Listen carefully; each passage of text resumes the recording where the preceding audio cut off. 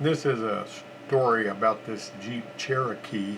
I really expanded the scope and illustrations in this to make it a little clearer. 2 or 3 years ago I covered this one, but it's always been an interesting one to me, and there are several observations that can be made about this thing. Well, this used car dealer had bought this at a sale down in Florida. These car dealers, you know, they go to sales and they buy vehicles. And he brought it back to his used car lot, and boy, this was a cream puff. Now, this was enough years ago to where there were a lot of these Cherokees still running around that look really good. And this soldier bought this one because it only had 33,000 miles on it, and it looked so good, and it drove so good, and it was so clean. And so he went ahead and purchased it. He drove it 6,000 miles because it had nice clean engine oil in it when you pull the dipstick out. And the immediately after the oil change, the pressure of the oil pressure went away, and which was kind of spooky because he had had good oil pressure. You might remember the story I was talking about, or I don't remember if I told that on here or not, but this guy had a shrimp boat, a little small 32-foot shrimp boat that had a 455 Oldsmobile engine in it with an inboard outboard, you know, sort of a propeller drive setup. And anyway, he drained the engine oil out of that one, and it came out real goopy and everything, and when he poured regular oil back in it, the engine was knocking. And somebody had sold him that thing with a bunch of motor honey in it and didn't tell him about that, and so I had to rebuild that engine. That's another story that I may cover another time if I hadn't already. But so this guy, like when the tire store that did the oil change called, I says, take the oil pan off, remove the oil pump, apply air pressure to the oil gallery, and listen to see where the air is escaping. Because when you got the pan off, you can look up in there on that straight 6, and you can see all kinds of stuff under there. And so when I went ahead, what they did, they just popped an oil pump on it. They didn't do what I told them to do. And they said whenever they took the oil pump off, it would rattle. I wanted to see the oil pump, but they had already thrown it away. So by the time I got around over there, I never got a chance to see the pump. I'd like to have seen what was wrong with it, but obviously it had stopped working right. It was barely working at all. But when they put the new pump on there, the oil pressure was a little bit better, but it would still drop to nearly 0 after the engine warmed up. Okay, so that typically means you got some issues that have been caused by that low oil pressure. And so at Jeep School in Atlanta, this is an aside here, Dick Kennedy was the instructor. I went to several schools under him up there, and he told us in class one day that there was a year model breakover, and I don't even remember what it was, that if you put the wrong oil filter on one of them, you'd destroy the engine. Now, I do know that some of these oil filters have got metric thread and some have standard thread, but that's not what he was talking about. He claimed the relief valve for the, you know, instead of being built into the oil pump, was in the engine, within the oil filter. And so if you put the wrong oil filter on the one that didn't have a relief valve in the oil pump, you would wipe out the engine. I have not been able to verify this. However, after I learned that at school, there were 2 4-liter engines that were destroyed by a local speedy oil change outlet, and we had to replace those engines at the dealership because the report was they had used the wrong oil filter. So that was at least a little bit of verification that what he had told us was true. But if you look at part numbers of the oil pumps and the oil filters and all, it's difficult to verify this independently other than what I learned at Jeep School in Atlanta. But the customer took the Jeep to another shop to see what they had to say about it, and the repair shop checked the pressure and gave them one choice. They'd need a $5,000 engine. The dealership, in spite of the fact that it had less than a 36,000 miles, warranty, powertrain warranty, they said that since it had been bought at a sale by a used car lot and it had changed hands so many times, they weren't going to cover it under warranty. So here this guy was stuck with a Jeep that he was still making payments on. I think he had paid $10,000 for it or something like that. And it needed a $5,000 engine. and I kind of felt for the guy. Now at the college, we didn't charge labor. What I was doing was letting the students do work so they could learn how to do the work. And that benefited this guy because he was military and he qualified for work at the college. And so I told him to pour some motor honey in it to make it, have good oil pressure, and then drive it over to the college, and he did. That saved him a record bill. And so we went to work on it. So what we did was we pulled the oil pan off, and we pulled the oil pump off, and we took an air blower. You can see right here, you can see this blower here like we did, a rubber tip blower, and we put air in right here. Now I might say that you can also do this by removing the oil pressure sending unit and push air into the gallery that way and see if you hear a lot of oil, a lot of air hissing from somewhere inside the engine. Now the downside of that is you usually won't be able to tell where that is coming from. But on these 5.4 liters that wind up having low oil pressure, and the timing chain tensioners won't work right and all, if they've got less than about 25 psi of oil pressure, what they have to do with those, typically the little cam saddles in the cylinder head are worn out and all that, because and that will let oil pressure leak by. Well, this one here, like all the other ones with the camshaft and the block, has oil fed, it pulls it in through the oil pump, goes through the filter, and then it goes through here. The first place it goes is the place that needs oil the most, and that's the crankshaft, because that's where most of the load is. And then after it, it's fed to all of these separate journals through these drilled passages, then it makes its way up, and the last place it goes is these cam bearings. So if you've got low pressure, most of the pressure is going to be used up in this area, and very little of it is going to go up here. Okay, so that's the point, and that's typically what you expect. So the air that we applied right here was hissing out around these bearings. You could look up in the under the engine, you could see that air is hissing out something awful around those bearings. And I said, that's why they have low oil pressure right there. Well, the thing about it is, on one of these Cherokees, you pretty much got to pull the motor out. I mean, you may as well. You kind of do it without it, but you got to pull the head off and this kind of stuff to, because of the push rods and lifters and all that kind of stuff. We went ahead and jerked the motor out of it, popped it on a stand, and did our work that way. And we put the cam bearings in there. Like I say, you could work through the underneath, but you still need to pretty much need to pull the crankshaft out. So let's just go ahead and get the motor out and tear it down. There's a lot of stuff you can do if you're willing to go out of your way. I've actually pulled the crankshaft out of an engine while it was still in the car. Of course, you got to pull the transmission and the flywheel and all this and get it out with the piston still in there and put it back in. We've done that before, but we weren't going to go that route, and we didn't have any reason not to pull the motor out and put it on the stand, because they needed experience doing that too. And there should be very little air leakage there, though, and we got a lot of leakage right here. All right, it had starved those cam bearings, and it had wore them out. And when the oil gets hot, it gets a lot thinner, and the loss of pressure of the bearings, which had failed because of the original bad oil pump, was enough to drive the pressure to zero with a hot engine. Now, the cam bearings are typically the first bearings to fail. That's just pretty much the way it is. As a matter of fact, on the ones that have oil fed through the lifters, up to the lifters through that passage, and then that goes up there and it oils the rocker arms and all. A lot of times, whenever you have low oil pressure, or if the engine oil gets low, you'll hear the lifters making racket because they don't have enough oil to stay pumped up.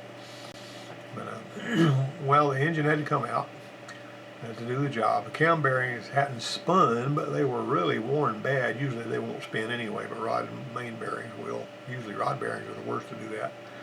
And the cam bearing journals measured nice and tight, so we went ahead, got some new bearings and put in there. But you got to be careful here. Anytime you're putting cam bearings in any engine, you need to make sure, by looking at the spec sheet, that all the bearings are the same size, or if they're not, you need to know what order to put them in. On this Jeep, these bearings are different sizes from the back to the front, okay, and they're numbered. They were color coded back in the day at the dealership, I remember, but the aftermarket bearings were actually coded by part number, according to Seal Power. Whenever I called them, I said, how do we know which one of these bearings is which? And they said the part numbers are sequential, and they told me which one went to the back and which one went to the front. If you put them in there wrong, you're going to have issues now. I mean, I'm serious about that, because the journals on the camshaft are slightly different. You can measure those, that's one of the, incidentally, that's one of the things that my students found out when they were measuring the journals on the camshaft. They figured out that the journals were not all the same length, the same diameter. There were slight differences. And then we got to looking, and the bearings were, matched to those and all. And so, of course, this is your kit here, that you use to put cam bearings in with when you got one on the stand like we had.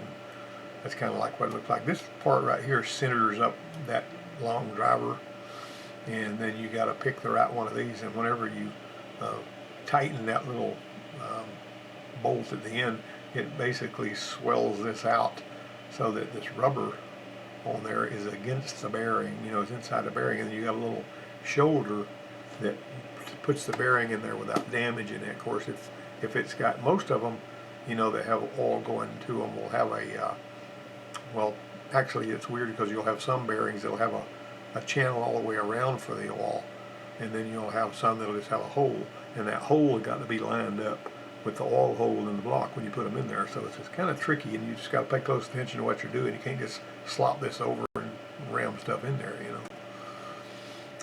But with the new bearings in place, we applied air pressure, and we found a really tight gallery. We didn't have a little bit of hissing here or there like you expect, because it's not going to be, air is going to leak out because it's thinner than oil anyway.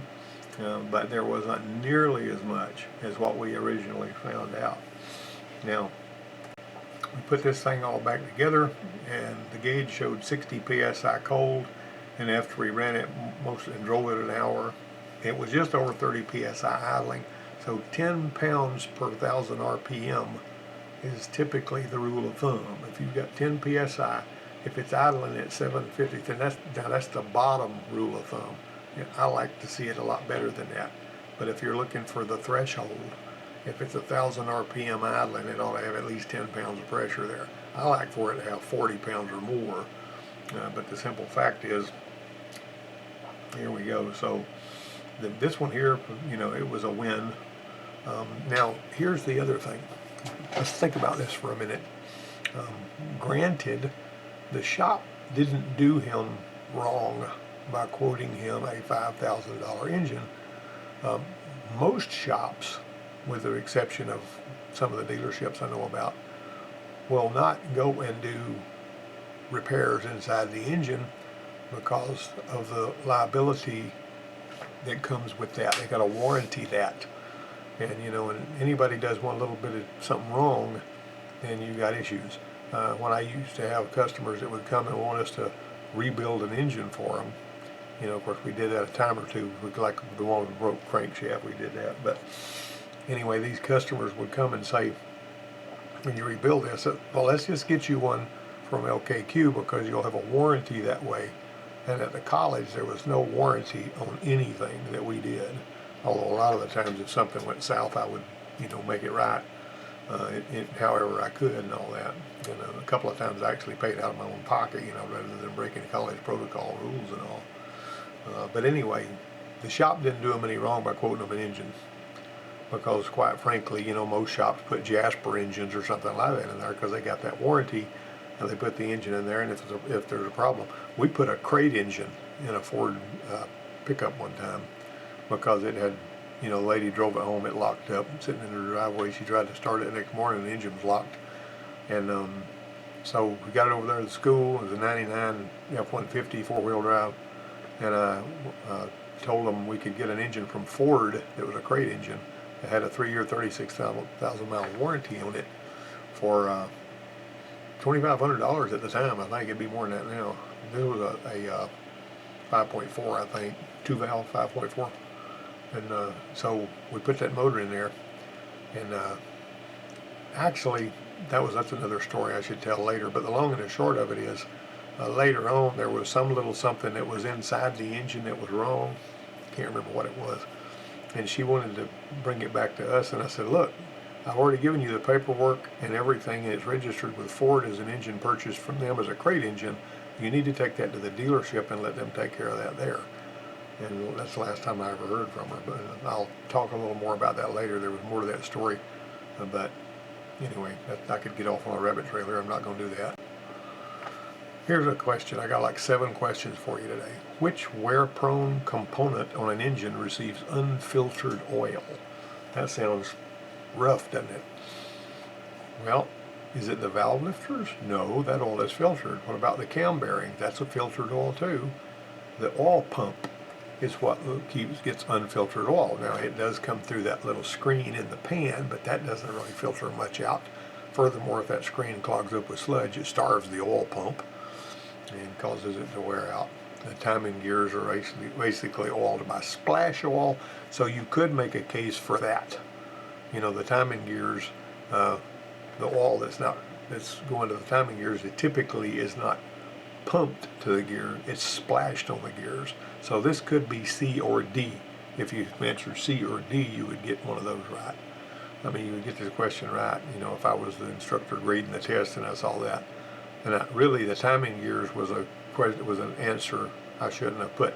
Whenever you have multiple choice, the answers that are wrong, that are not right, that look kind of right, are called distractors. And the right answer is the one that you're supposed to pick. But in this case, this one could be right too, you know, if you get right to it. So you wouldn't get a check mark on that one. In a motor oil classified CK4, what does the C stand for? It stands for compression fired engine. Right there.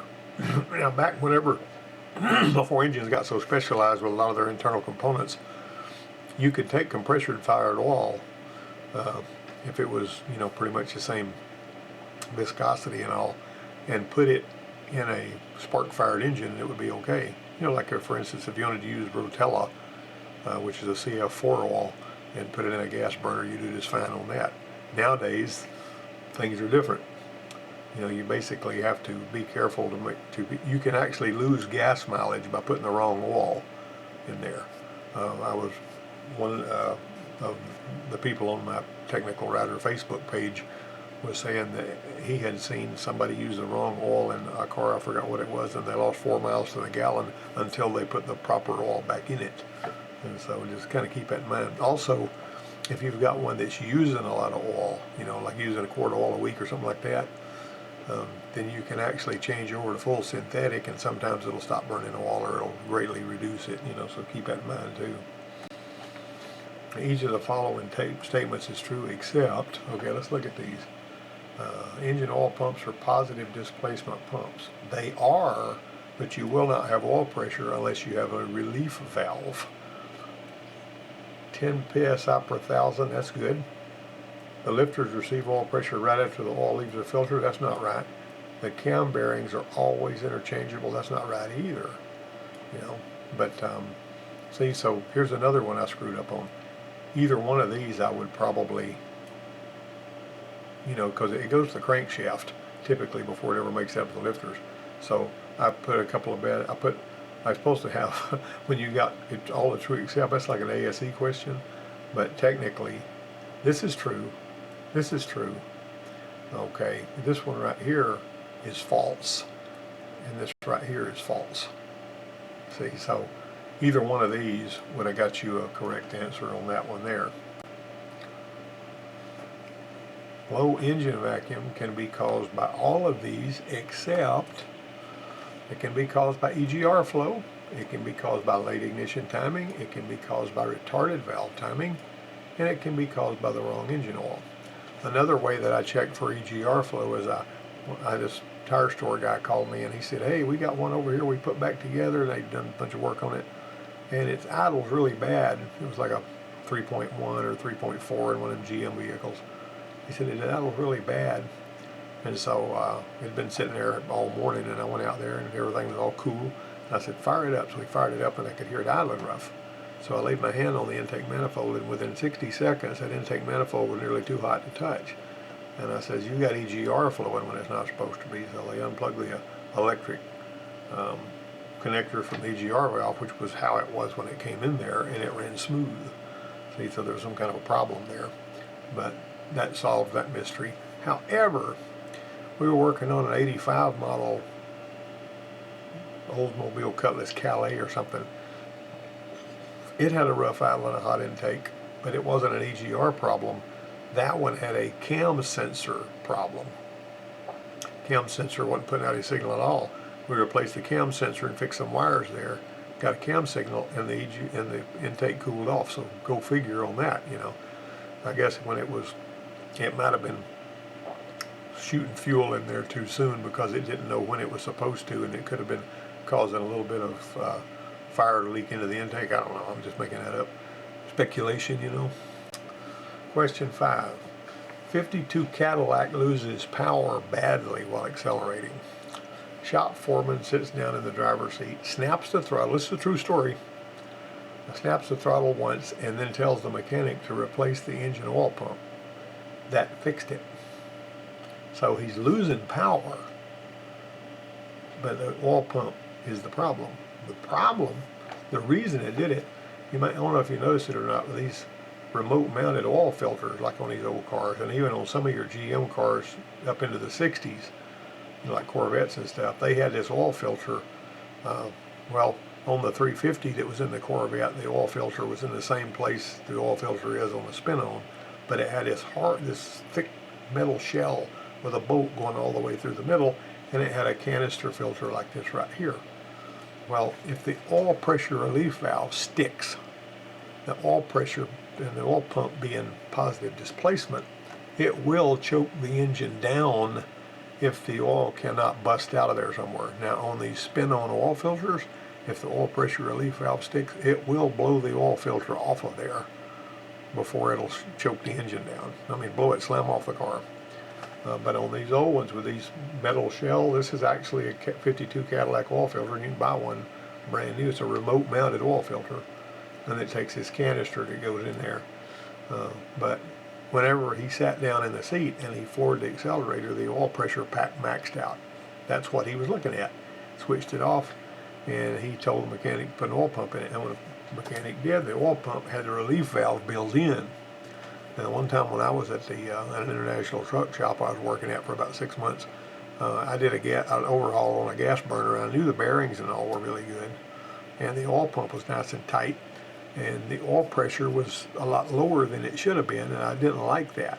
So I pulled the pan off, pulled the oil pump back off, pulled a little pin out that left where the relief valve spring was, and I got some little small washers that were just the right size, and I shoved them in there and held them while I put that pin back in there, and that tightened up the spring on the relief valve, you know, give it more tension.